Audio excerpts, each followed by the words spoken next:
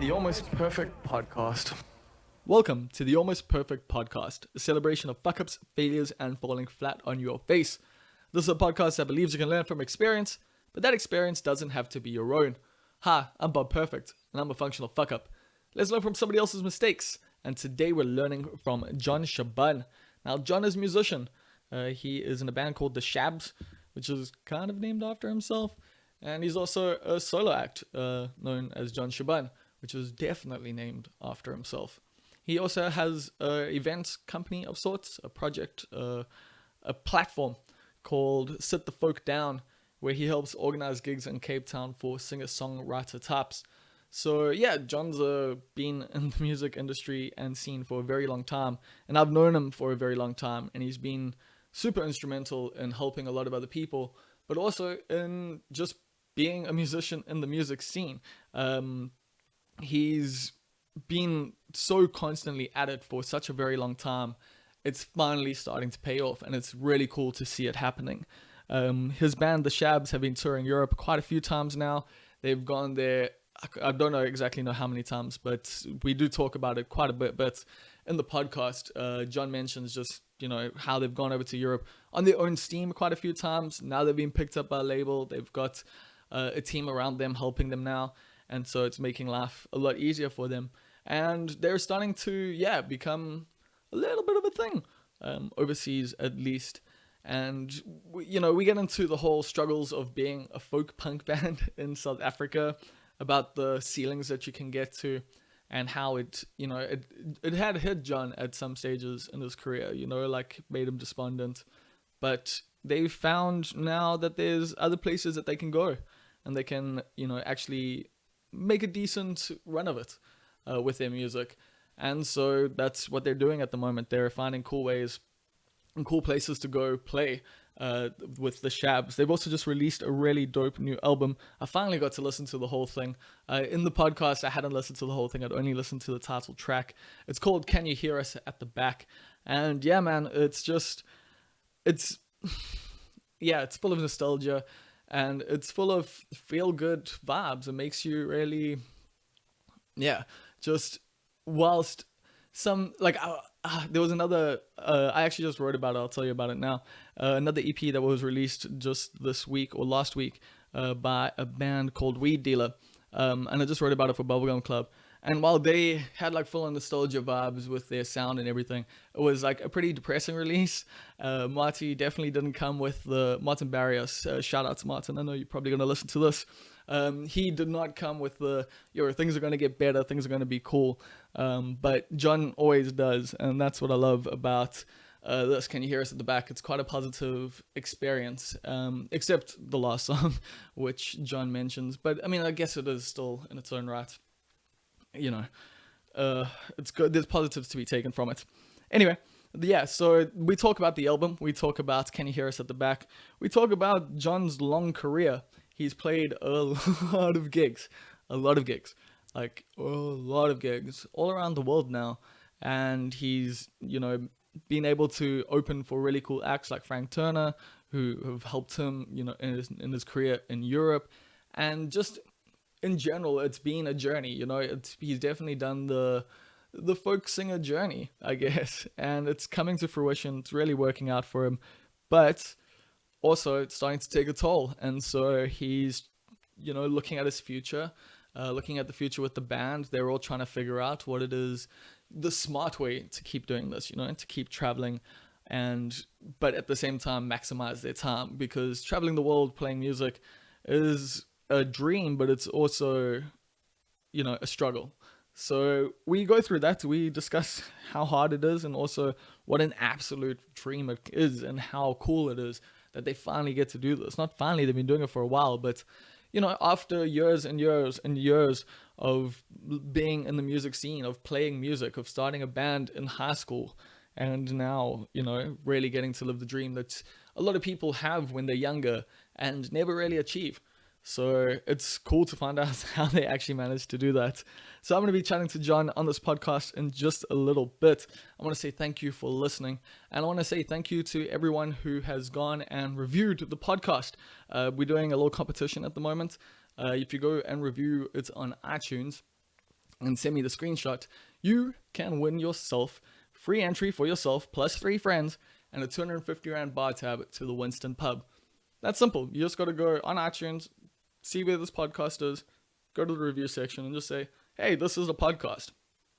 Cool. There you go. You're entered. You don't even have to say it's a good podcast.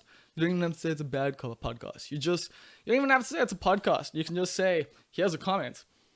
I'd be cool with that. I don't mind. I'm not too stressed. It's just about the interaction. Of course, if you make a dope comment, then you would be dope by proxy, and I would appreciate you a lot more. So please go do that. Please go leave a review on iTunes. I would greatly appreciate that. It will help with the analytics. I am trying to make this a bit more of a thing. We got a lot of episodes now under our belt. I feel like it's coming together quite nicely. People are telling me it's coming together quite nicely. I don't want to get ahead of myself, but I'm enjoying it, you know? This journey has been a really cool one, and I want to thank you for coming along for it. Even if this is your first time. If this is your first time, thank you especially for, taking a chance on this podcast. You can go and like us on Facebook if you haven't done that already. That's the Almost Perfect Podcast. We're also on Twitter at almost_podcast. I'm on Instagram at almostperfectbob, and also on Twitter at bobnessmonster. Other than that, we're on all the platforms. Go like, subscribe, share, do the things. And if you really want to support us, if you really, really dig the podcast, you can go to patreon.com/almostperfect. I just gave away a case of Poison City Brewing beer, the Durban Poison lager. Cannabis? Yeah, it's cannabis.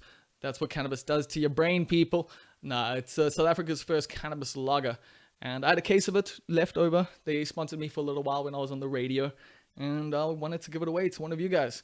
So one of the 10 patrons has received it. Well, they haven't received it yet. They've been told they're going to receive it, and that person is Ryan Reno. So shout outs to Ryan Reno. You will be receiving yourself a case of Durban Poison.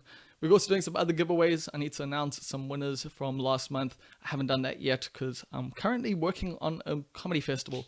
Heat City Comedy Festival will be coming at you from the 30th of July to the 4th of August. More details coming about that pretty soon. You'll see. I'll definitely be telling you all about that. But yeah, other than that, thank you so much for tuning in, for listening in, for hitting play, and for spending the next little hour and a bit with us. Here comes the Almost Perfect Podcast with Jon Shaban. Mostly I'm a full-time gigging and touring musician. Yeah. Solo as Jon Shaban, and then I've got a band called the Shabs. And then on the side, I run a little business called Sit the Folk Down. And we do small-scale events, live music-orientated work around Cape Town and stuff, yeah. Yeah, and so obviously the business side is there for when the gigs aren't going as well as you'd like. Yeah, it's also just people. It's also about creating like a healthy little scene, in Cape Town. Mostly around the kind of more singer-songwriter circuit, providing up-and-coming musicians like solid little platforms to kind of launch off. We have worked a lot with established artists as well, just kind of, we're a pop-up venue in a sense, creating cool spaces where people can play to audiences that want to listen and not fighting the bar, or you know what I mean. Because you love your folk music, you play folk music. Yeah. The Shabs is more of a folk punk band, and so Sit the Folk Down, it all makes sense. Yeah, it started out as just literally like another opportunity for artists to play in a cool space, and then over the years it's grown into like a little bit more of a business where we are still doing our pop-up events, which are our kind of like passion projects, and then we've got like a management division, booking division. We do like all sorts of facilitation for more corporate stuff and whatever. But yeah, basically it's just about kind of keeping live music alive in South Africa, where we know it's a tough tough scene, How's the Cape Town scene at the moment? Because from what I see, from like checking you out on Facebook and everything like that, you've always seemed to like be busy, have gigs and stuff. Yeah. But then I guess they're not always well supported, are they? I mean, I'm lucky in the fact that I've been doing this for almost 2 decades, Yeah. So we'll discuss the whole history soon. So the network's big, and the opportunities are there to work with people I've been working with for a long time. A lot of what we do is just us doing it ourselves and finding, and this is with the band as well, like we just find a cool space.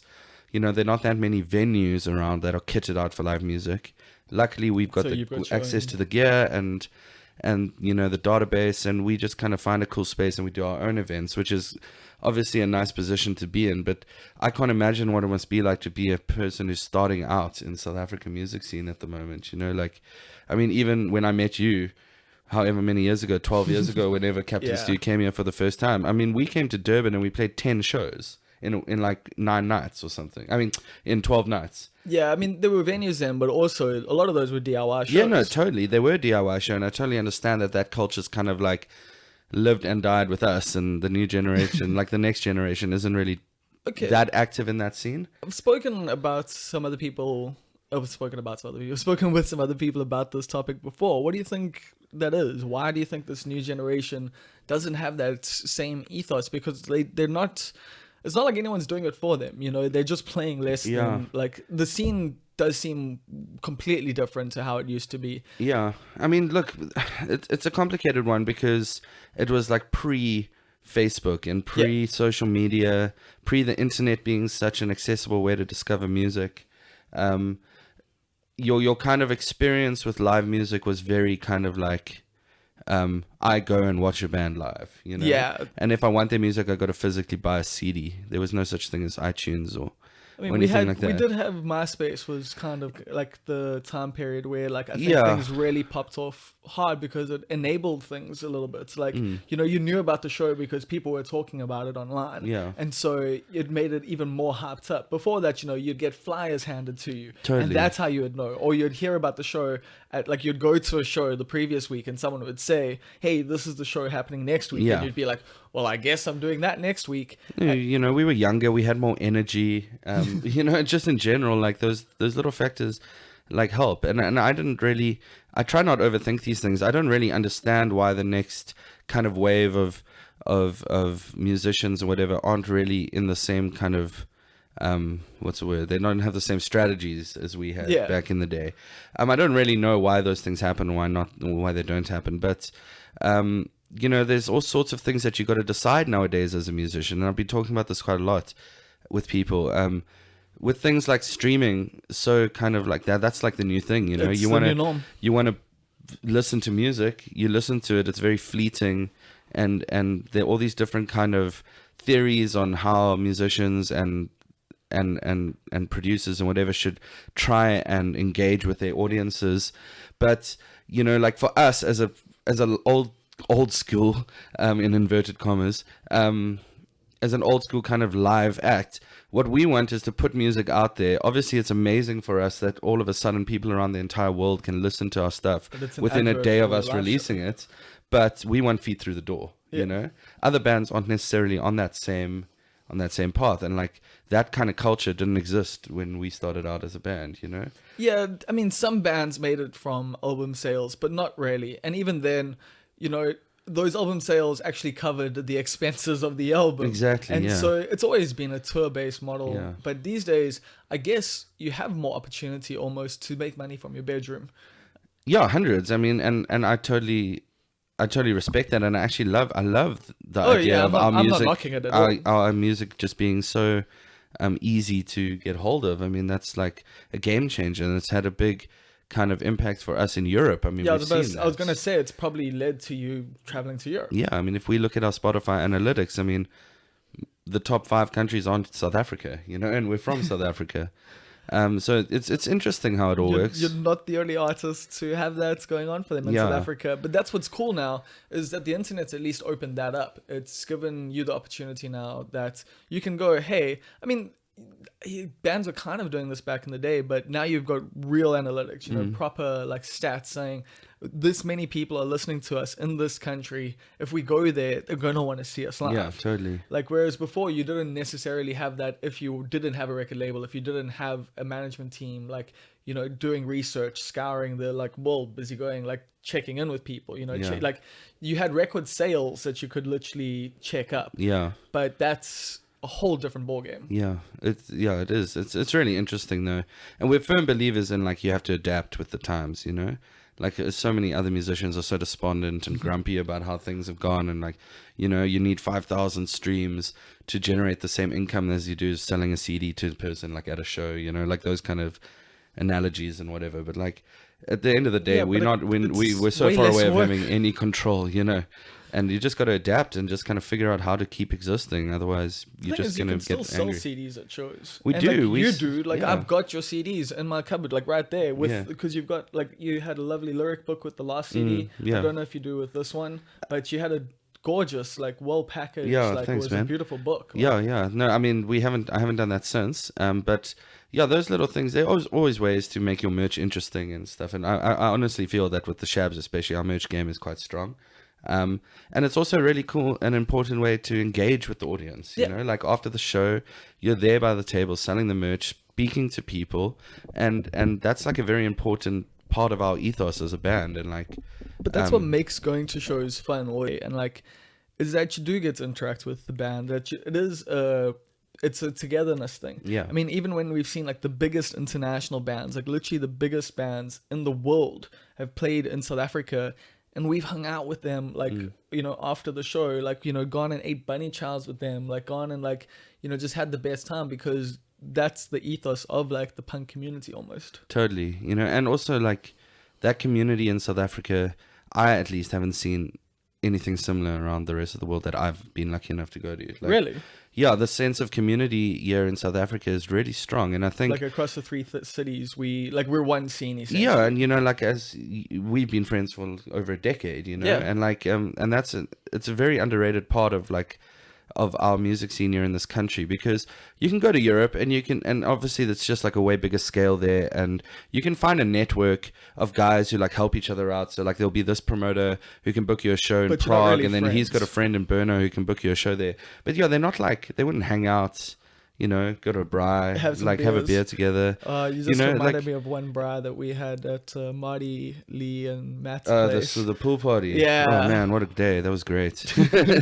But just in general, like I think it's also, I mean, it does boil down to something as simple as like demographics and politics. Like there's just not enough of this in this country doing the same thing. So you kind of find each other, and the scene becomes very community orientated and driven. And I would like to think that is like a really, really like important value in our band, is that like not letting go of that, just kind of keeping that community kind of driven spirit alive, whether it's or I mean, that's also the like guys we're playing with tonight, for instance, are old like friends old and family. friends, Yeah. like, and it's going to be the Because same when Ryan we and go to Matt are Joburg. Yeah, they're like cousins. second cousins or Yeah. something. And we played our first gig with the City Bowl Misers maybe in like 2005 or something. That's with Captain Stu. Yeah, Captain Stu. So we go way back with these guys. I mean, I remember when I was still living with my folks like a million years ago, Rochi coming to stay at my parents' place. And yeah, I mean, it's amazing for us to like reconnect with these friends through music, share like this really cool experience of this tour that we're on at the moment, and any other tour that we go on. And yeah, I mean, it's just like a really amazing way to just travel and like it's not a spend bad time with life. friends. No, it's not. But it's not as glamorous as people think it is. Well, I mean, I think your life in particular isn't as glamorous because you're still doing the admin side of things as Yeah, well. yeah, Like, although, yeah. have you guys just been picked up? I'm getting emails from Plug. Yes. So Well, we've been working with Warren at Plug for a while. Yeah. He's a great dude, and I love his kind of passion for live music in this country. But we also just recently With signed Plug. with Just Music. yeah. Yes, so Can You Hear Us at the Back, which is the new Shabs album, is being released through them. How does that feel to? It's been cool, man. Like it was really kind of overwhelming at first. Everything just happened very quickly and organically, though. Basically, Ryan had connected with them through his playing on Sunny Fox's last record, Oh, and dope. she signed with Just Music. Because Ryan Sessions, Yeah, Ryan so Ryan MacArthur, does- yeah, he's Ryan- amazing. Yeah, sorry, I'm just talking as if everyone knows who everyone is. That's what I'm here for. Just fill in the So details. Just Music and Ryan had this relationship already, and then we recorded this album, and Ryan sent it to Matthew Fink and said, listen, dude, as a mate, we've got this album. Is there any kind of direction you think we should specifically be pushing it in, or can you give me some advice about it? And they listened to it, and he came back and he was like, we love it. Like, we would be super interested in releasing it through Just Music. And we were like taken back. We were like, holy fuck, like, Yeah, because it's not their typical stuff, I would say. no, definitely not. And like also, that wasn't even something that we were trying to like You just wanted some advice. or whatever. We just literally wanted some advice. So it happened quite naturally and organically. The stuff that they can offer is stuff that like we can't do ourselves, and that's not because we don't have the access. We just don't have the knowledge. Like, Yeah. And the band has gotten to that point where those kind of things are important because, we've existed at this level that we are and we're on a forward trajectory, but there are certain things that we're just not good at as people and as It's also, a band. sometimes there's only so far you can get on your own steam. Yeah, totally. And you guys have done a lot. I mean, you've gotten to Europe on your own steam. Like A few times. Exactly. Yeah. So that's the thing. It's not like, and that's also at least what shows them that you're worth banking on. Like you're worth taking, you're worth putting money into because you've shown that you can, draw audiences around the world. Yeah, well, I think they enjoy the fact that we do so much of the work ourselves already. You know? So they don't have to work. And, this was set up, just by you hitting me up. It's totally, yeah. But it's been a great experience so far, man. Like just within the first, I mean, we're into month 3 now. It's been such an eye opener, like seeing how the industry works. Yeah, how it all works level. on that level. Yeah, exactly. And we're really enjoying the experience, and looking forward to working with these guys for a while. So what's the deal with Can You Hear Us in the Back? I love the single. I haven't had a chance to hear the whole album yet, but the single, like, I actually got goosebumps when I heard it the first time because, like, but a lot of your music does that to me.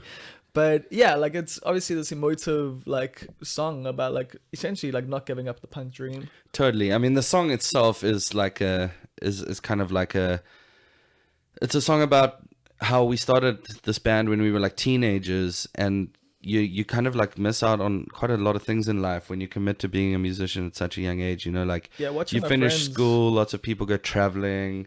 They take gap years, they do their studies, whatever it is. There's weddings you miss, there's 21st birthdays you miss.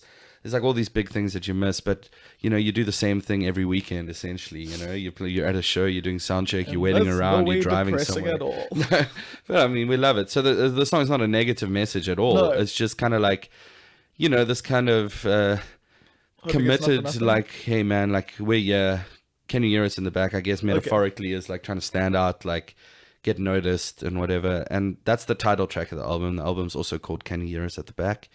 And it was an amazing experience to record the album. We recorded it with this guy named Simon Ratcliffe, who was actually one of my lecturers at university, and I've always just kind of looked up to him as a... You studied music, yeah? I studied music, I dropped out, and then I went to go and study music production, sound engineering I kind of remember stuff. a few of the Cactus 2 cats were from UCT's music department. Totally, yeah. And so Simon, working with him, his nickname's Fuzzy. He used to be in Lark, if you remember that band. Oh, fuck yeah. Yeah. No, I love Lark. So he was the bassist, the guy with the crazy Oh, crap. hair and Yeah, stuff. and he would play the headless bass. Yeah, like, yeah. And the upright bass, I think, in some songs. Yeah. Oh, yeah, definitely. Anyway, Simon, he's like, I've known him for a very long time since I was at Varsity, and he owns a studio called Sound and Motion, which is just kind of one of South Africa's top recording studios, and it always really seemed out of our grasp to be able to record there. And then through our travels in Europe and stuff, we kind of connected with these labels and whatever, and all the kind of potential that we saw to maybe release through an international label kind of kicked our asses into saying, like, let's record an international product, and even though it didn't work out with those labels, which I think was a blessing in disguise at the end of the day, it really kind of forced us to go step it up a notch and like level up. So we recorded with Simon, which was fucking like the most incredible experience. We got out of it more than we thought we would. And the sound just like kind of matured itself into this generally a little bit more electric. It's not so much the acoustic folk punk thing. I did. So that's something I was going to bring up with the title track. It sounds like, but that I was thinking it's almost like a departure from Jon Shaban to the Shabs almost. Yeah, well, the Shabs has always been... Yeah, it is nice for me to be able to completely separate the repertoires, which has happened a while ago, but also like the styles... The style, that's what I'm saying, stylistically. Stylistically, the band has, like, you need to have something to work with, but it was very much like how do we make this sound like we want it to sound, you know, like as a group. And this had definitely a more of a punkier feel than the folkier feel than you Yeah, had before. totally. I mean, on the album, Well, there's just still for a that, lot just, of the... just the one song. I can't say Yeah, the yeah, whole yeah. thing. Yeah. No, I'd actually love to know what you think about the whole album, because I think there's a really good balance, and I think like with any band, you have to try different things, you know. Like Yeah. if you just kind of stick with one formula, either you're gonna get bored and despondent, or the audience is gonna get bored, and you know, like we haven't changed the kind of core sound. We've just really just beefed it up a lot, and With you know, the it was more also electric like extra vocals. Yes. And then we had a lead guitarist who also played pedal steel, and we had like Lee from the Hogs played trumpet, and Willis, who was in Captain Stew, played trombone, and we had a clarinet player named Gareth Harvey. Yeah, so and then we had a cello. show in Cape Town had Yeah. most of those people there. Yeah, so there was like a string section, and yeah, for Cape Town we played the full album. We haven't done that before, and I don't think we'll do it again. But it was really cool to like deliver it like we recorded it. You know, Richard, our lead guitarist, he actually lives in Hamburg in Germany. He recorded remotely, sent us the parts. It's quite funny. Like when we were recording, we were just kind of voice noting him ideas, and then he would like mess around with things, send them back to us, back and forth. Was like, it was quite cool doing it like that. And So how does that work he's for live actually in shows, South though? Africa in the moment, so he's been playing the shows. Yeah, but he toured around Europe with us as well. So then what are you going to do when he goes back to Europe and you guys... Oh, we'll probably just go back to just playing without him. I mean, like he adds a lot to the show, obviously, but the songs are the songs. You Yeah, know? but so you're not going to get someone else to, you know, fill in for him? I don't think so. I mean, like we just logistically, it's tough to find that time to rehearse with people, and it's tough to be able to afford having extra members on the road and all that kind of stuff. So Yeah, because then essentially your fee goes up when you take on an extra member. yeah, well, I like, mean, and it your has costs to. go up, Yeah, it has to. So And then people are less likely to want to book you because they're like, no, like, you know, I can't afford like Yeah. you know, the extra $2,000. yeah, look, I mean, we're not a lead guitar driven band. You know, it's not at all. so that it adds like a lot of cool texture to the music, and it really does help having a second guitar sometimes, but it's not stuff that we can't deliver with just three of us, you know. No, of course. It's just, yeah, like it is a different show. And like, because I did notice just that extra guitar sound on the new stuff, and I was going to ask you, like, is that the direction you guys are looking to go now? No, I don't think so. I mean, It's just with the we're soft- very wary of the fact that like whatever we release, we have to be able to deliver live as well. You know, we like there's this kind of fine line between like just playing something. Just recording something like, you know, and overproducing it Yeah. to a certain extent where like you're never going to be able to recreate it live. But I mean, essentially we're a live band. That's what we're about. So those parts, some people might miss them, but I think majority wise, like no one will really know the difference as long as we put on a good show, you know? Yeah, definitely. And you've been playing live shows for how long now? This will be like 18 years. Yeah. So how did you get started in music? What was the beginning? Like I mean, I played music throughout primary school, and then I kind of got into guitar towards the end of primary school, and the guitar is like by far one of the most social instruments. You know, like Yeah. you can't really like take out a saxophone at a braai, you know, or play it by yourself. For people, it's like you got to be part of a band. So yeah, I don't know, I was kind of into more alternative stuff that I guess when you start gearing alternative music, it's generally through things like the radio. I mean, my parents didn't really have the best taste in music for that kind of thing. So yeah, I don't know, I can't really like pinpoint which bands kind of pushed me in that direction.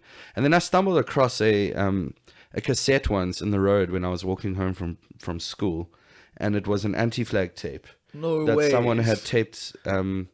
Someone had taped themselves, you know. It had Anti-Flag written in pen on it, and I listened to it and I was like, "Holy shit!" I mean, this is it, you know. And started looking more into that stuff, and then the obvious bands come along like Green Day, NoFX, and whatever. Did you read like Blunt Magazine at all? Yeah, I was very into Blunt Magazine, and you just kind of, I guess, I went to an all boys high school. And when you're into that kind of stuff, you're an outcast, you know. Trust me, I know. Yeah, and you just kind of somehow magnetize towards the other people that are like that, and yeah, I just got into music, and myself and a few friends. I actually remember going to a Tweak show. Dude, Tweak was the first album. This is like, quite I an bought. important part of my Well, I got bought for me. It was Tweak. That was the first album. Yeah.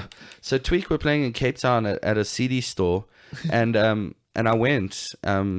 I got my parents to drop me off there, and I didn't really know anyone else who was going to be there.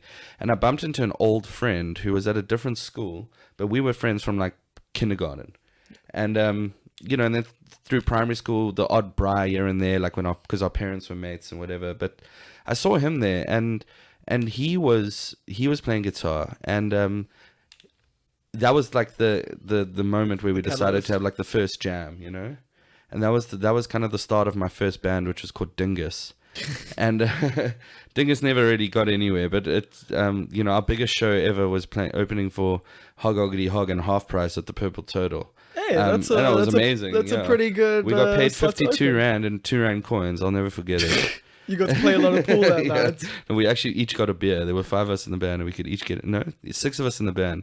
We could each get a beer for 52 rand. But so it was. And then like I kind of met the guys in Captain Stew through high school, and we used to like rehearse at break time, and everyone in the band was at the same school at that point. So yeah, and then but that was a big band. Well, how big was the band at when that it point? first started? It was 8 of us. Yeah, damn, like and so we just like kind of started, just the social circle just got a bit bigger and bigger, and then now that was like close to 18 years ago that I started playing, like Dingus. We never really played any memorable venues or shows except for that one. But Purple Turtle. But a lot of it was so DIY as well, shows in people's birthday parties, like no PA system worth noting, like plugging a microphone into a guitar amp. But it was beautiful times though. The number of house parties I went to where that was like, where vocals were done through just like an amp. Yeah. Like, but those were hardcore gigs or punk gigs. Yeah, and it really didn't matter. It was just so much fun, man. Like, the absolute best times were those kind of gigs, like where no one cared, like, about the sound. And then there were guys like a bit older and more active, like, the guys from Hog Oggity Hog, for instance. I mean, we owe so much of our kind of experience to them, and I think just taking us under their wing and helping us. Lee was like, and still is like, such a mentor.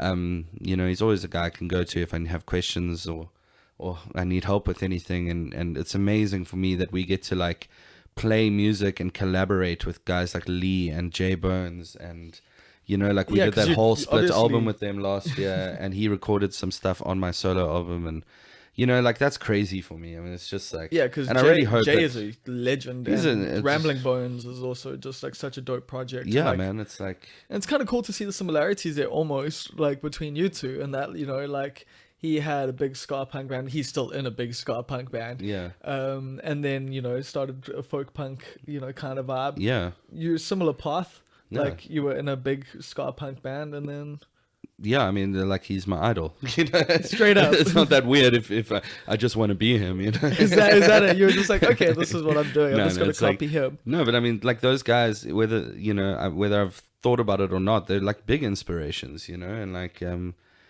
especially in a time where like I think like the sweet spot of like live music in South Africa like came and went quite quickly, Yeah, it was like a 3-year period. And they were around before it, and they're around after it as well, like that's a lot to be said for that. And their shows, like I was at a Fuzzy gig pretty recently, it was lit, man. Dude, we played with them just before we went to Europe in February, and it was like the biggest show we played in Cape Town in ages, and like they hadn't been to Cape Town since 2015 when George passed away.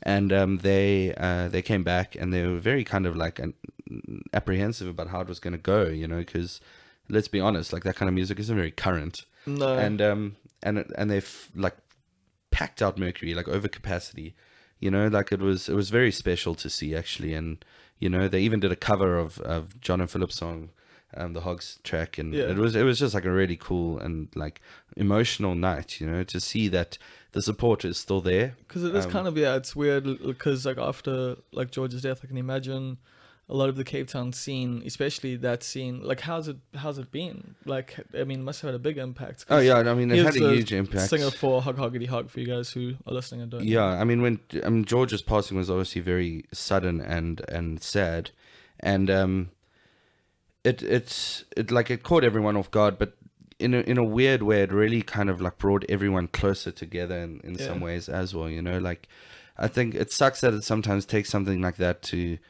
change your perspective on things, but the sense of family and camaraderie really kind of like solidified itself. Like it was, you know, and then we did these little tribute shows for George, and the band played, and then there were a couple of guest vocals, and you know, in my musical career, that was like one of my biggest honors ever, to be asked to like fill those shoes and and front the Hogs for like in tribute to George, who was also one of our like friends and mentors and stuff. So yeah, it like, you know, it didn't really boost the scene, or like it didn't really change anything in that regard, but it really did kind of like bring everyone close, and we got to spend a lot of time with old friends around that, and kind of like the yeah, as I said, the sense of camaraderie and family and just support for each other kind of like really tightened up, you know. And I think it's still the same now, you know. Yeah, because I think it's weird, because that's kind of what happens with scenes is you have this tight-knit vibe where you're in it, and it's, you know, like it's all consuming. Everyone that's in it is in it, and like you know what the vibe is. But then as time goes on, things start breaking apart. You stop being as friendly with people. Yeah, I think that happens in any sphere of life. You know, people grow up, your tastes change, your kind of like, you know, your relationships and things like having families and getting married and your jobs. You're not going to be at the pub every Friday and Saturday anymore. No. So yeah, I mean that's just a natural part of growing up, you know. And that's why it was so special when Fuzzy played in Cape Town, and to see that people that you hadn't seen a show in like 5 years, or you know, they came out and supported, and you know, it's all there. Obviously you can't do it as often as it used to happen because of people's lives and whatever, but it's still special when it makes it more special though when it does. And it's like there's new scenes, there's new kids, there's new sounds, you know, that people are into essentially, but it's still cool that for us, for the older people, we do have these bands that we can still like whenever they play, like know that, hey, I'm probably going to see so-and-so there. And, like, I haven't seen them in forever. But you as a musician, that must be super frustrating, because you don't, like, you get to, like, you know, I mean, you would ideally want people at your shows every single week, but you appreciate that they're there, like, so when they come. I mean, that's true to a certain extent, but there's also this whole thing with, like, musicians where you got to understand that you can't just play to your friends all the time, you know. Well, that you got to have a strategy to build your fans. Yeah, you got to build your fan base as well, you know. So yeah, let's get into this. You can't take it for granted that your friends are going to come and watch you every weekend. I mean, if you do, you're going to be very unhappy a lot of the time, you know, and you take things personally, and you can't. You got to just accept that if someone isn't at the show, they either don't want to be there or they can't be there. I mean, it's not the end of the world. So there'll be other shows. Yeah, there will be. There'll be plenty of them, and you gotta try and build your fan base. And however you decide to do that, you know, like you can just, you know, we played at S43 last night for First Thursday. The show wasn't about us; it was about First Thursday, and like we were super stoked to be there, and it was a completely new audience. You know, like we had a bunch of friends there, but I mean, it was a new audience, and those things, like maybe not entirely in line with our kind of strategy and how we want to push the band, but we super appreciative of that, those opportunities. And you're also getting to open yourself up to different crowds. Yeah. So if one or two people heard you last night that had never heard you before and dig you, hey, now you got 2 new fans. Totally. And we sold merch to people, and you know, people took the music home. And if we play to 300 people, there weren't 300 people there last night, but I'm just, as a hypothetical situation, you play to 300 people, only 10 of them like you. I mean, that's 10 more people than like you had before. It's tough to wrap your head around. Those are my numbers. It's tough to wrap your head around it. Like, you know, I think maybe we've just been beaten down so many times in the past. We're just trying to like grasp at the positive straws, but I'm not sure, man. Like, you know, I'm with you, man, because I feel those frustrations. Well, I even lashed out like online, like when I did my one-man show at the comedy festival a few years back, and I had like a really nice, like, you know, audience there, but there were a lot of people that weren't there, and I was such a fucking idiot because I was focused on the people who weren't there. You know, after the show, like I wasn't like thankful enough really for the people who had actually come and supported. Yeah. And was like, oh, you know, I've been to all these shows, I've supported all these people, I've done all these things. But fuck it, like your friends aren't your fans. Yeah. Like create stuff for people who want to come and see you, and your friends might not like the stuff that you make. Yeah. You're still friends with them. Yeah. Like, And they're just being supportive because you're their mates. Yeah. yeah. Look, I mean, we've been treading that fine line for years, you know? Well, Like, I think totally. any scene does that. Yeah, and, Like, and every time we make new fans, we just land up like Becoming inviting your them to friends. brides and shit, you know? yeah, that's the problem. I get people like with this podcast, it's awesome. Like, but people I've never chatted to before have started messaging me and stuff. And now, like, I feel like we're friends because we chat, and it's like, I don't know what the relationship Yeah, really is. Like, No, because I'm totally. just like, yeah, like that friend fan thing has always been like this contentious thing to me because I don't want a fan. Like, Yeah, I yeah. don't want that. Like, the idea of a fan is weird to me. Like, someone who supports me, I like that. Someone who wants to enjoy my work, but I can't imagine someone thinking as highly of me as I think of the people that I'm fans of. You Yeah, know? totally. You know, and it's weird, man, because like for instance, when we were in Europe or like somewhere, and you kind of feel like, okay, I'm in a new place for the first time, and we got to try and make as many friends as we can tonight.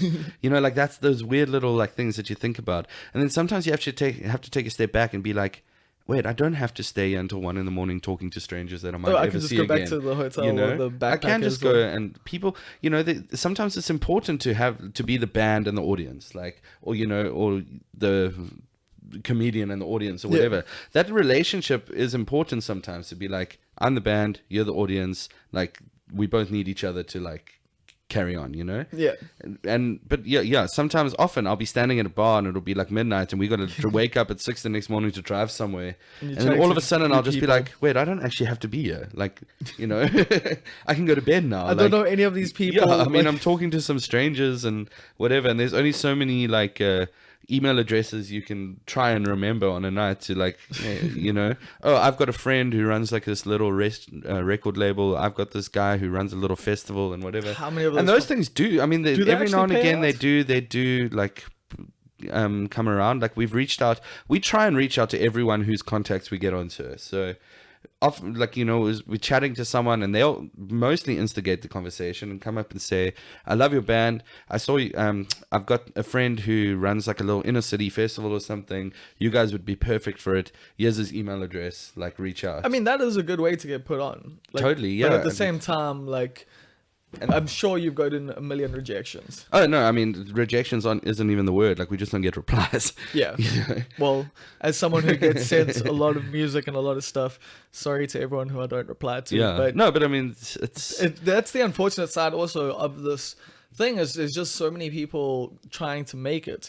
And so, I mean, I just know from my side of things that I can't listen to everything I get sent. Just straight up, there's not enough hours in the day. I can relate, man. Let's set the fuck down. It's the oh, same for me, you know. I'm living both sides of the coin. It's like Because you're trying to be heard Yeah. and you're trying to listen. I'm emailing myself and not replying. It's like that, you know? You should do some comedy, man.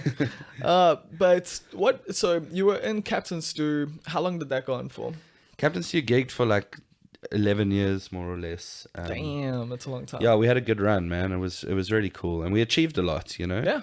that was kind of like the heyday of live music within our generation. Like, I mean, you could tour with an platforms. 8-piece band. yeah, well, I mean, we cut it down after a few years because Yeah. also just like, you know, differences in people's lives and whatever. Like, there were no bad vibes ever, but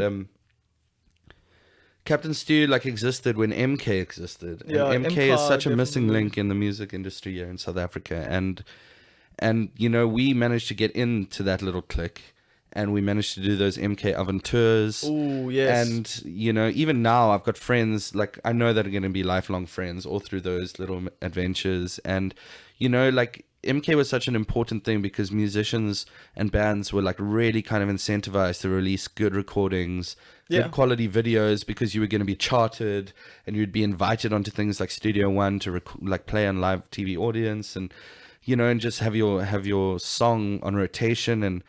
And yeah, it was really important for bands to like up their game and like release good quality stuff so that they, you know, all of a sudden you're on national TV. Yeah, because what was cool about MCAR was that there was this channel that you could put it on at any time.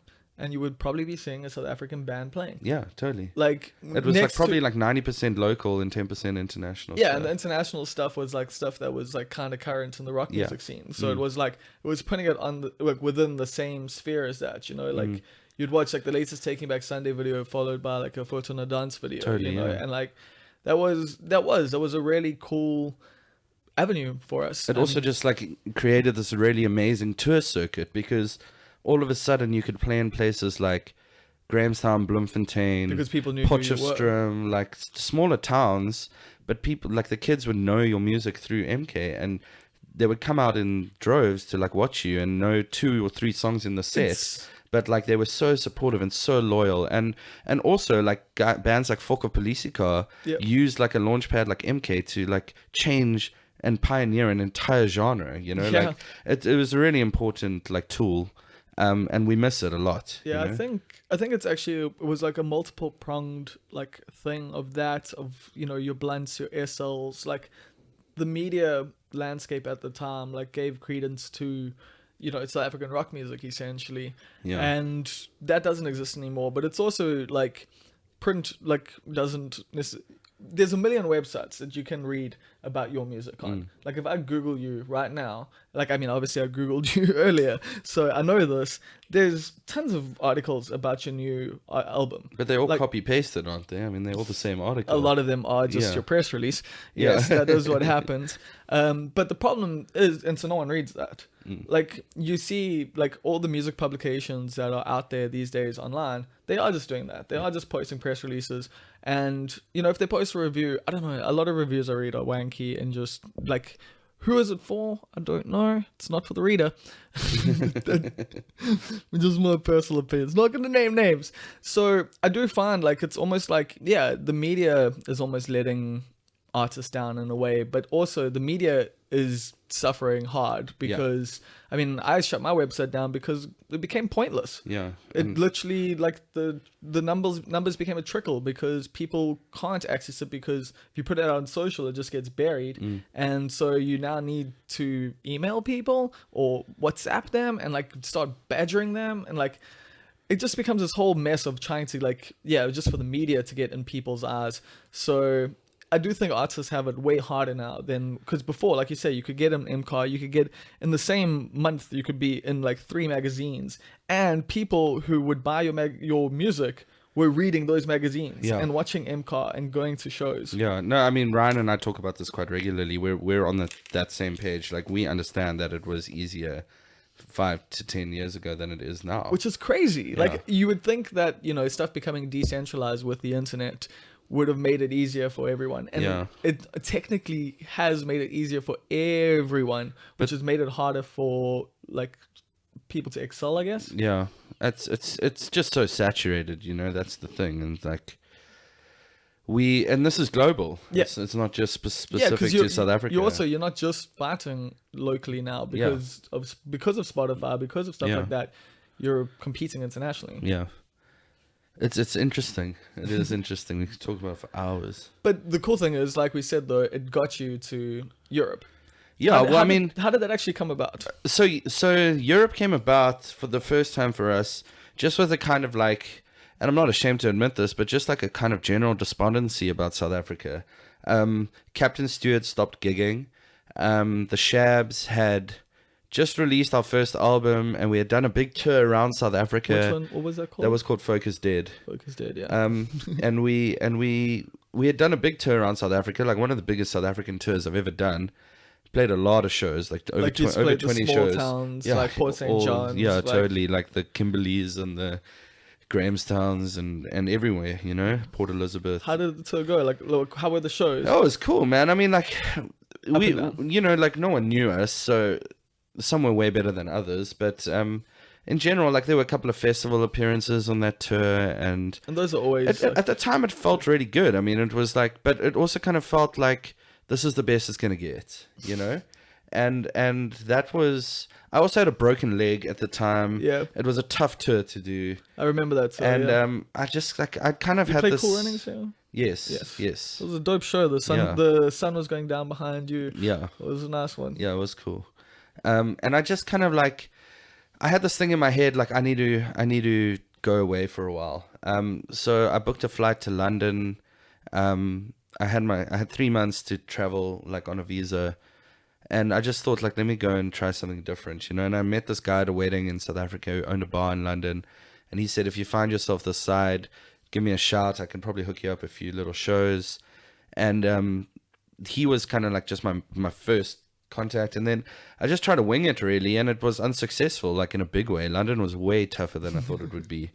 Yeah, because they've got like their like a whole music scene, Yeah, like 50 music scenes going. I Like, managed to get into like one cool little clique, and you know, Frank Turner, like really. yeah, I've heard of Frank Turner before.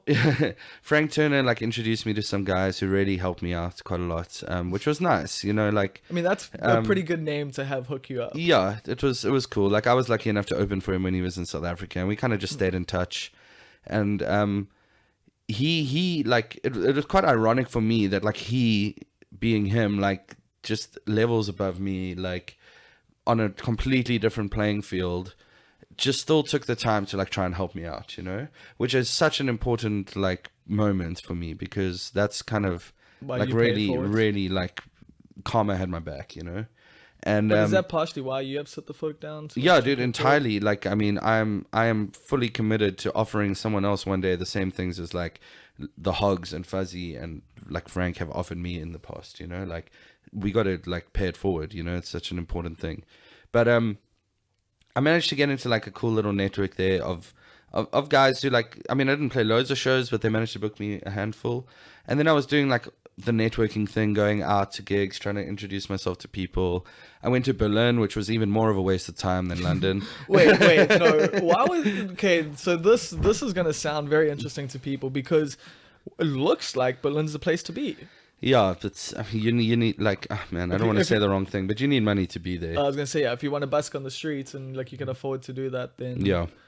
So, I wasn't in Berlin, that boat. So you'd say Berlin's more of a hit on the finances than a win. Well, look, you can go busking. I mean, you can do things like that, and but you got to do a lot of it, you know. And the only thing that was kind of going through my head, and I don't mean this coming from like a high and mighty like place or whatever, but I was just like, I was standing on the streets trying to play. I didn't have any amplification or anything, and the sound of the city just drowns you out. And the only thing that was going through my head was like, I've worked so fucking hard to be here, You come so far, you know, to and get- now guys are throwing coins at me, you know, and I've got to, even if I want to make $30, I've got to stand here for 3 hours, you know, and I just couldn't get myself into the right headspace. I did go out once or twice and I had fun, and I managed to borrow an amp from my friend Gerdes. You know Gerdes, he used to play in New Holland and Yeah. Sons of Oh, Settlers. I've Yeah. added New Holland to a playlist recently. It's been Yeah. so nice to like hear them again. Yeah, so Gerdes lives in Berlin and he wasn't there. So he was actually like really kind, and he let me stay in his apartment while he was on holiday in South Africa. But that's very, And- very helpful. Yeah, 'cause and Berlin's he had quite like a expensive. battery powered little busking amp that I could take out, and then it made it like instantly more fun. And I tried a few times, but like in general, I was just like, I couldn't wrap my head around it. I was like, this isn't for me. Dude, you know? I've had those shows as a comedian. Like, we do a lot of shows for free, like a lot. Like, you know, open mic is just, you know, to work your material, but also just to get stage Yeah. time, and just a gig's a gig.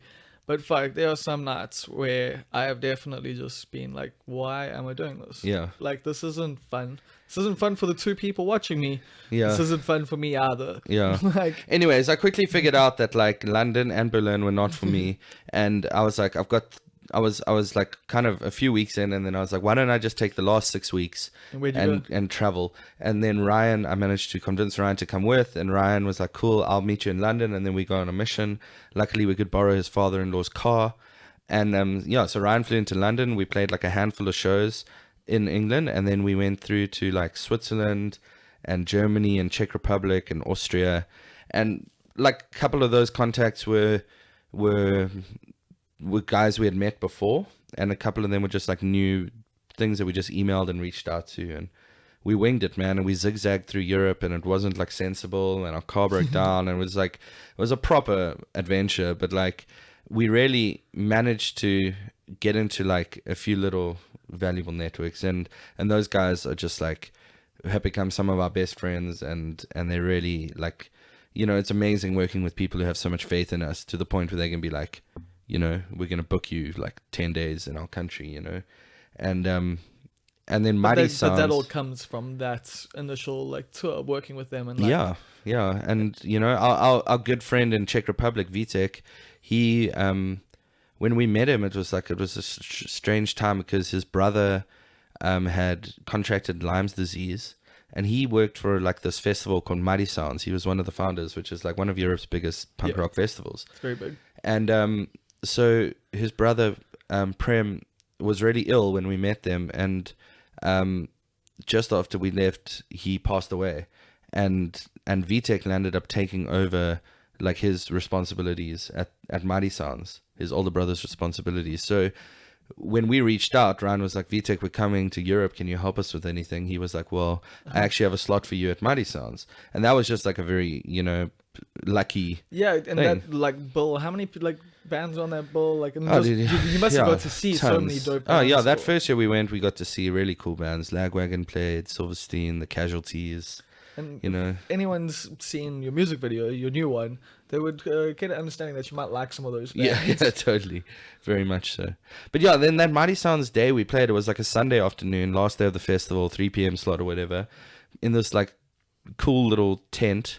Kind of reminded me of the secondary stage at Splashy, like that kind of size, you know? Yeah, cool. And just as we were about to play, it started pissing with rain, which was probably one of the luckiest things that's ever happened to us as a band. Because everyone Came into the tent, and we had the most pumping show, and that was like such a big boost for our European like status.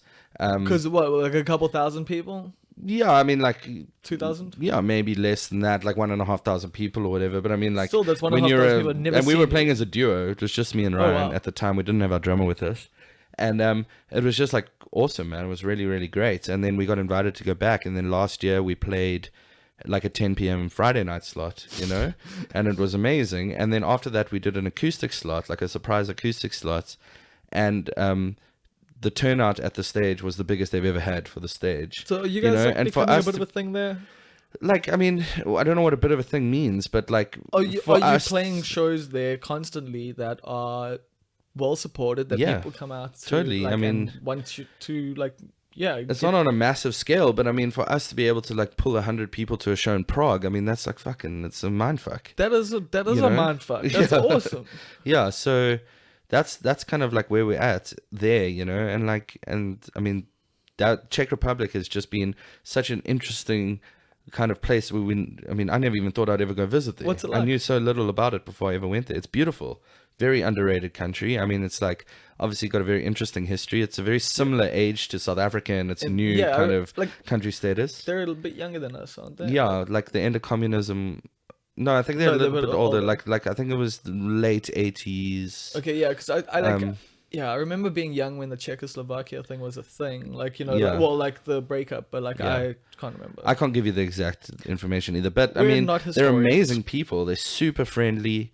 The music scene is just unbelievable. Like the general day-to-day music fan is just so passionate and like so supportive. I found the Europeans tend to kind of be like that. Like the Swedish cats also like super into like just like dark music, but heavy music. We haven't been lucky enough to make it there yet. But I mean, it's interesting because each country is different. Like the Swiss, for instance, are super reserved, and like they come out and they support and but they won't like talk. But there's like you don't really get a vibe. But then you'll finish a song and they'll go crazy, and then like they won't dance, so they'll just kind of stand there nodding their heads, and then you finish the set and they'll shout for more, and it's quite. And then you play the Czechs and they're like just going fucking off. Crazy, stage diving and jawling and so stuff. it's a lot more like home. Even a bit more intense than home. Like the Germans are very similar to South Africans. Like and you know, we played a couple of cool shows in Austria as well. But yeah, like, you know what the interesting thing is in Europe is that like before you play your gig, most of the crowd knows whether they like you or not, you know, because there's this culture around like so people come to see you. Yeah, there's this culture around music where like, you know, venues put up rosters like weeks in advance. People can see what they want to, like what they're going to go and watch, you know, and if they don't know who you are, they're going to go and find your music, and then by the time you get on stage, they know some of the words, and they know, like, you know, I mean, I tried to do that. We've had this conversation, bands, yeah, and like, I was having this conversation with friends last night as well. We, in general, like we do that kind of stuff, but there it happens a lot more, you know. The thing is, like, I try to find a lot of South African bands and stuff, try to find their music, and a lot of the new guys just don't have stuff recorded, and like, that annoys me because there are a million recording studios now, like of various scales, of various, thing, but I don't need your stuff to sound like perfect, like, to know whether or not I want to watch you live. Yeah. Like, get an EP out there. Like, it's just, if you're playing live shows, take that money and put it into a recording, please. Yeah. Because that is the biggest like we started this conversation saying that essentially for you, the recorded stuff's awesome to get to do and that it lives on, but you want people through the doors. Yeah.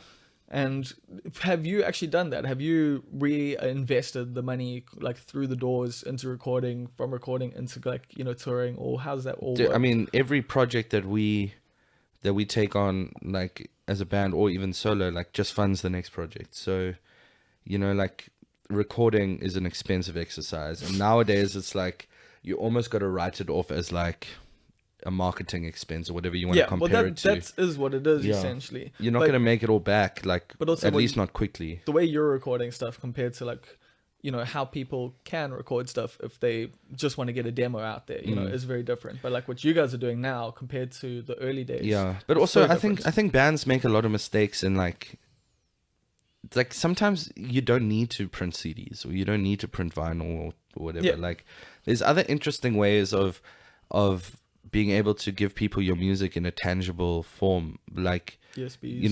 USBs, but even things like buy a t-shirt, get a free download or whatever. Yeah. Because like, let's be honest, the CD is just like a glorified business card. Vinyl is amazing because there's collectors and it's really cool and fun exercise playing records and whatever.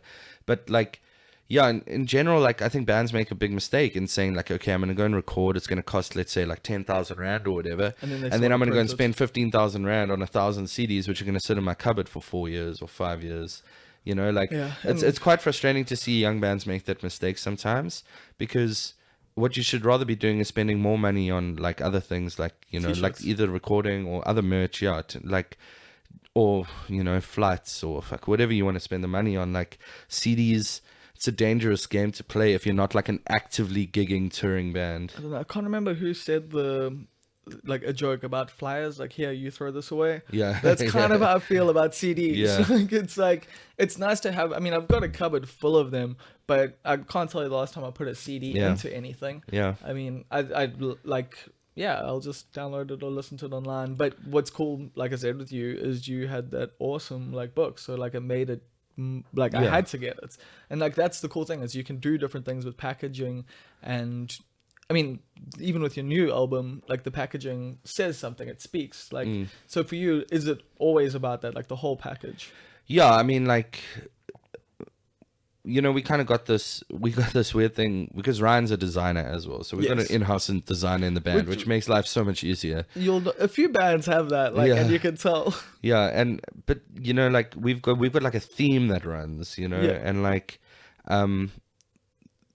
we've also got like a rule that like if we print merch, we don't do it again. So like if you want it, you must buy it, because we're not going to reprint it. Yeah. So we've got these kind of like hardcore super fans who buy everything we put out there, and and they'll have like a collection of Shabs t-shirts or whatever, and then like the CD will be slightly different to the vinyl, or the vinyl will be slightly different to this t-shirt or whatever it is. And like like we only print CDs specifically because we gig so much, and you do sell them. And we do sell them because like if you're selling enough of them, then it's worthwhile. But like, we average maybe 2 a show or something. It's really not a lot. Yeah, but the thing is, you're playing like 3 to 4, 5 shows a week sometimes. Yeah, when we're on tour. But like, in general, like South African, we don't sell nearly as much merch as we do overseas. But that's also because of disposable income and the difference there. Like Europeans just have more money to throw around than we do.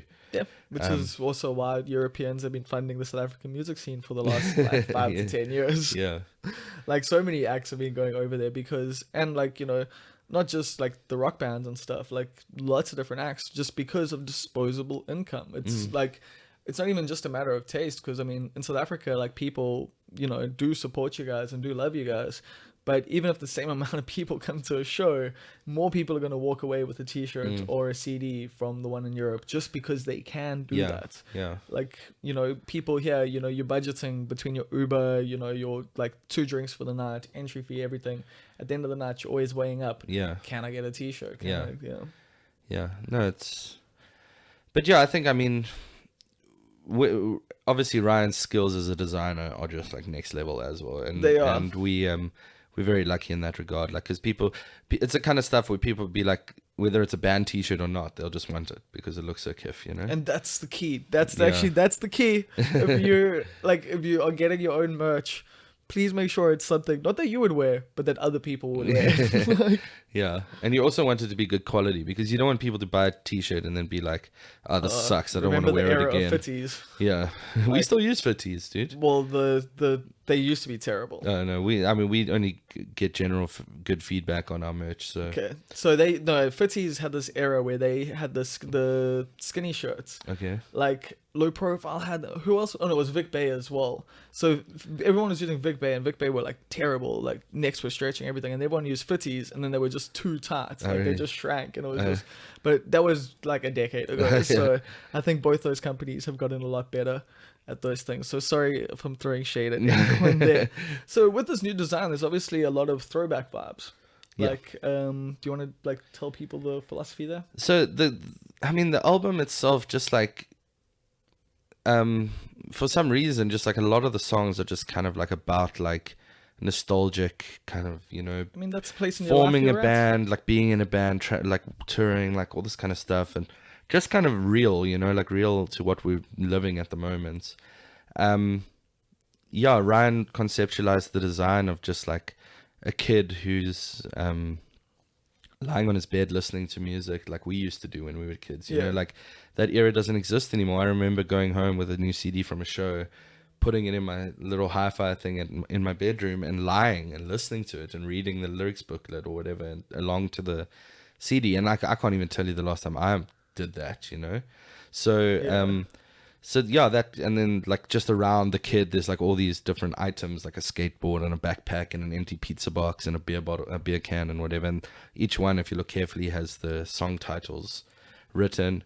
And then you flip the disc around and the same kid is like a couple of years older, 20 years older, looking a bit more washed out and corporate with a tie on, and just all those little objects around him are missing, and that's where the song titles are. So yeah, just like, I guess it's a little bit on the dark side. But I was like so stoked when Ryan conceptualized this artwork. And then because also just within the song order on the album, we actually like delved quite into deep into the lyrics of each song, and we made notes of what's what, and there's like a little bit of like a chronological kind of story within each song. So like the song starts off with a song called Tom and Phillips, which is in homage to the Hogs, and it's basically just, that's the one with the video we shot now, where we dressed like we used to when we were kids and dyed our hair, and it's all about like just forming a band in your bedroom and like never making it, so that's how the album starts, with this like real positive, like, you know, go for it kind of thing. And then the last track is called Red Lights Long Roads, and that's about like losing a friend to like a drunk driving accident. So, and you know, just like kind of being a failure in certain sense, and like, and yeah, that's a big reality for a lot of us. Yeah, exactly. So like and yeah, this is just like this kind of like, you know, this stuff about like the evils of social media and the benefits of social media, and things like dealing with depression and anxiety and just general kind of like weight of the world kind of shit, you know. Have you found your music as you've gotten older drifted more towards that? Because you like, it was a lot more positive before. Not like, you've always had like, you know, darkness within your stuff, but you've always also had a lot more cheerfulness. And from listening to you talk now, it seems like, yeah, you're definitely on a more realism scale, I guess. But again, I would like to hear what you have to say after the album, because like, it's still positive at the end of the day. Yeah, what I get from what we're trying to say is like, if you're struggling with this kind of stuff, things are going to be okay, you know, like obviously it's a very general statement, like I'm not trying to like undermine people's like struggles in life and whatever, but like, you know, we've all got things, and like we're trying to encourage people to like not just bottle up that kind of stuff and reach out, and like, you know, I mean, you see this kind of stuff all the time, like talk to your friends, talk to your family, all that kind of stuff. And like, you know, we just really believe that, like, even though we're singing about things that are very honest and very real, and things that might suck for a lot of people out there, like, we're still trying to like put a positive spin on it, and like just generally spread a good vibe. And I mean, and that stuff's necessary, because I mean, I'm sure you had it, and I know I had it growing up. You know, you would listen to kind of depressing songs that were also very motivating in their depression, like, and they're like, because they were relatable. They were like, yeah, everything fucking sucks, but like, yeah, we can overcome it. I mean, that's literally so much of punk music, so much of hardcore, and so that's essentially your thematic, like. Yeah, and it's also conscious, you know, because on our travels, you're gonna deal with a lot of stuff that will make you depressed. Yeah, I mean, it's difficult to stay as motivated as you would like to be all the time, and just like you're tired and you run down, and you know, like when the socializing starts becoming difficult, then you just kind of like, fuck, you know, how do I come back from this? But on our travels, like, one of the biggest like encouraging pieces of feedback that we've gotten from new audiences is how positive and happy the music makes them feel. Okay. So, and fair enough, English isn't always their first language, but like, we'll play on, because the feeling is pretty positive, but because you got like a bit of an Andrew Jackson Jihad vibe going. Yeah, they're definitely a bit of an influence. And like, sometimes we'll play like on at a punk squat or something. Like, I'll use a great example is we just recently played at this punk squat in Berlin, and it was the owner's birthday, and he like curated the lineup, and he wanted like only German punk bands on the bill. And then our booking guy there managed to wangle us on, but apparently, like, we only found this out when we got there. Like, apparently the owner wasn't that stoked about us being on the bill, because he only wanted German punk. And German punk's like a genre by itself. Yeah, no, you know? I can hear it. It's not just punk sung in German. It's like political, you know. So anyway, he also was insistent that his friend's band play last, and then the other band had to play first. So we were like fucking squeezed in between these. And German punk's a bit harder. It's very hard, yeah. So we get squeezed in between these like two German punk bands, and like, I was honestly shitting myself, you know. Like, the people there were crazy. Like, I mean, the punks it's a squat. Like, let's just leather mohawk spikes, like fucking the full, like, what you would expect. Yeah. And we played, and we had keep spitting. And we played, and the crowd was nuts, dude. They were like super intense. Like, our drummer, his girlfriend was just there by chance, like on her travels through Europe. She met up with us. She got pushed over in like a little mosh pit, broke her wrist, had to have surgery. It was like a very intense little like crowd, you know. And, yeah, it sounds like it. But the biggest piece of feedback that we got after that show was like, guys were so stoked and they were so happy, and these hardcore punks, which you like would walk past in the streets and like try not make eye contact with, they were just like, we love your music, it's so positive. Like, we've just been listening to this like angry political bullshit, and then you guys come on with this message of like positivity and like, you know, like this happier sounding music. And we were like, fuck, cool, like, you know, and it was rad. It was really cool to just see people be people. Yeah, you know, there was no airs and graces. It was just like, this is who I am. I relate, you know. How funny is that though? Like, we've grown up in the punk scene, but there's still some punks that like would scare you. Like, there's still some punks that I'm just like, yeah, man. Now in Hamburg, I was walking around St. Pauli, is like the suburb in Hamburg, very much run by like a punk community, and Ryan and I were on the hunt for some record stores to try and like sell some records and stuff. And I was walking through this one park, and there's amazing graffiti and like, it's just epic. And I was taking photos, and I just hear this like shout, and I turn around, and there's this like heavy like dressed leather punk dude. It's like winter, and he's just like fucking leather jacketed up, and he's like shouting at me in German, like really angrily. And I'm like, oh, I'm sorry, man, I don't speak German, you know. Deutsch? And he just says, fuck off, tourists. And he like points at the wall, and there's just this big mural saying like, St. Pauli is not a zoo, fuck off, tourists. And I'm like walking around with my camera. I was like, oh shit, I feel like a bit of a dick now, you know, like, but that's like, they're very real there, you know. Like, and yeah, I guess the difference is like, you know, like the punk scene in South Africa has always kind of been a little more middle class, so like, yeah. Most other places, it's been a lot more of a lower class thing. But I guess that's just our demographics of our country and like the social Yeah. political. But there's also there's a difference between like the political side of like the punk lifestyle and the genre of music, you know? Oh, definitely. Yeah. Like massive Yeah. differences. Yeah. So you're playing Durban tonight. You got Joburg next. No, so tonight we're playing Durban. Tomorrow we go to Joburg. Yeah. And then on well, Sunday we're playing in Park Acoustics, yeah. Oh, awesome. Park Yeah. is nice one to end. So this Yeah. tour is a bit of a short one for you guys. Well, it started on the 11th of April, Oh, like the South African leg. So we've done my other shows bad. around South Africa. Oh, what other shows have you done? Sorry, because We I know did you did st- Cape Town. yeah, and, like, so we that's got- all I've seen so far. Yeah, so we did 23 shows in Europe, and then we got back, and then we did Stellenbosch first. Then we came up country and we did Lush Festival and Splashy Fen. Okay. Then we went back home, we did Cape Town, and then now we're doing Durban, Joburg, Oh, Pretoria. okay. So this is okay, cool. Yeah. How were Lush and Splashy?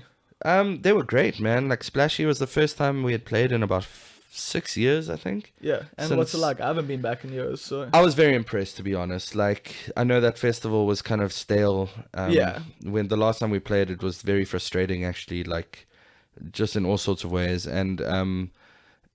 And I wouldn't say I've been avoiding coming back, but I've definitely not been feeling very motivated to try and come back. Like you haven't been submitting. But we got some good feedback from some friends' bands that played last year, and I managed to get us on the bill, and I was really impressed. It was very slick. The production was great. The sound was great. Like the vibe at the festival was really good. Like, you know, they were just ahead of like the rain and stuff, so the place was like prepped for that. Whereas Lush, not so much. Like, Okay. Lush struggled with the weather, but also amazing little festival. And I would love to see it on a year where the weather's not as bad. I mean, because also it rained, but like heavily. You Yeah, know? I mean, weather it was can just kill before you. that like weather system hit. Yeah, you know. Like Millipop's taken a year off. Like Yeah, because we were at of, like- Millipop last year when it rained as well. It was a very similar kind of thing. Like, you can see that as a festival, they've got everything right. But the weather this year just really threw a massive spanner in the works. So, yeah, but I wish them the best. I really hope that they manage to recover. Yeah, but Splashy has always been a slightly better prepared than most festivals. Yeah. But I mean, they're better prepared just means having a fuck off big market. Yeah. Like, Yeah. It's No, but so also big- just like I didn't see a single bit of mud, you know? Like, usually Splashy is just covered in yeah, mud. it's This the year muddy they festival. just covered everything in like wood chips, you know? Oh, so like, they did the walking they did the around was Oppie like a thing. That's breeze. cool. Yeah. I mean, Afropunk did that this year as well. Yeah. I mean, those are the issues when you're a festival organizer. But it makes such a things you big have to do. difference, you know? Especially if you're like a traveling band and you can't take your own gumboots and cooler boxes and things like that. You've got to rely on the infrastructure You've of the also festival. got a double bass. You've got to like carry around. Yeah. Like, Yeah, no, that's- I was very impressed, and we also had a banging show, you know, and it was very kind People of dug you encouraging. guys. Like, I mean, touch wood, every show on the South African leg of the tour so far has been really solid, and it's really nice to see the support in our home country. I was gonna say you got 3 dope ones lined up at the moment. Yeah, totally. And you don't think it's because people have seen like your European success or anything? Maybe it is. I mean, maybe our, you know, like just we've upped the game on things like social media and working with Warren and Just Music and Yeah, stuff. I mean also that's the thing. helps. Like I've seen but you guys have always had a decent social media presence, but like a much more concerted effort to Yeah. be documenting everything. Yeah. And like every day, like you have your pets of like when you're on tour, like you like have your Yeah. different animals and stuff like Yeah. that. But we're also just being a little bit more selective of what we want to do, you know, like we're very fortunate that we can be. We're not just playing shows for the sake of playing, Yeah, 'cause which is that's- phases we've been through those phases before, you know, because you kind of, I don't know, you just feel like you need to keep momentum and whatever the case is.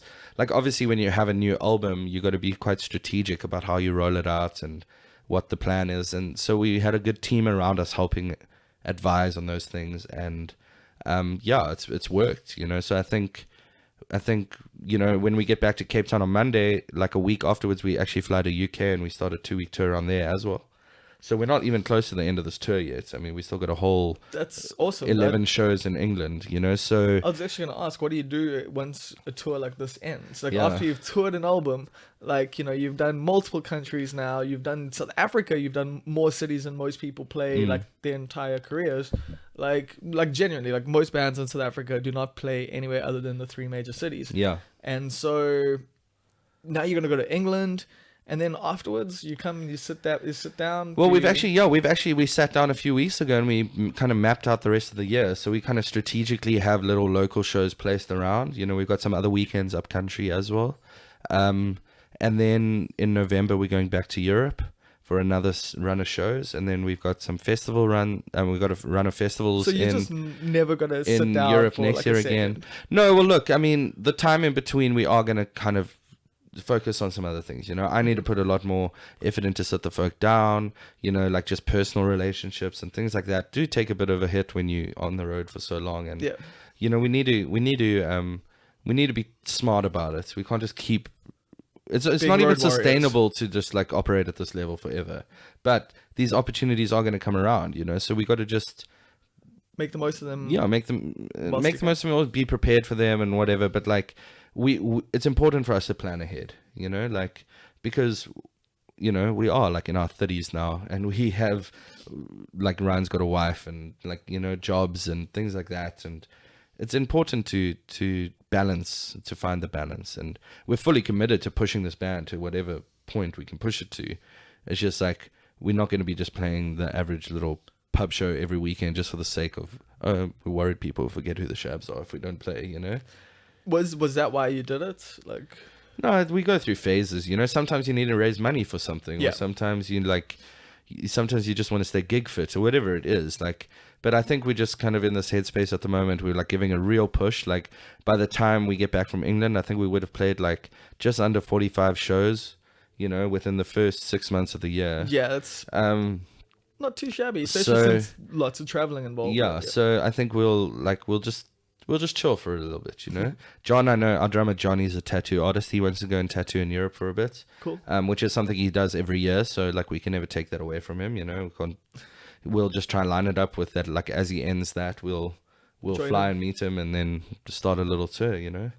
And I mean, that is at least the cool, like, while being in a band, the cool thing about what you guys have achieved now, what you've got into now as the Shabs, is that you can do that, you know, that you don't have to be constantly gigging, that you're not so much worried about getting your name out there, because it's out there now. It's about cementing that and building that relationship with fans even further, I guess. Yeah. And we've still got lots of cool plans with things like music videos and general content, you know, like, Yeah.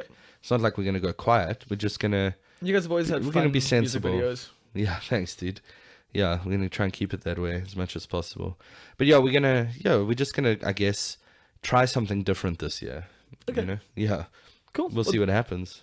I think that brings us to the end of this. Thank you so Yeah. much for your time today. And yeah, I'm unfortunately not going to catch tonight's show, but I am looking forward to seeing you again very soon. Well, whenever I get to see you again, Yeah. because I'm going to listen to the album this weekend, and I'll let you know what I think. Cool. Because I love the title track. I really like. I think it's so fun, and it was interesting just to hear, a more electric side to you guys. So I'm excited to see where this all takes you. Cool. And it's been so fun, even though it's been from afar.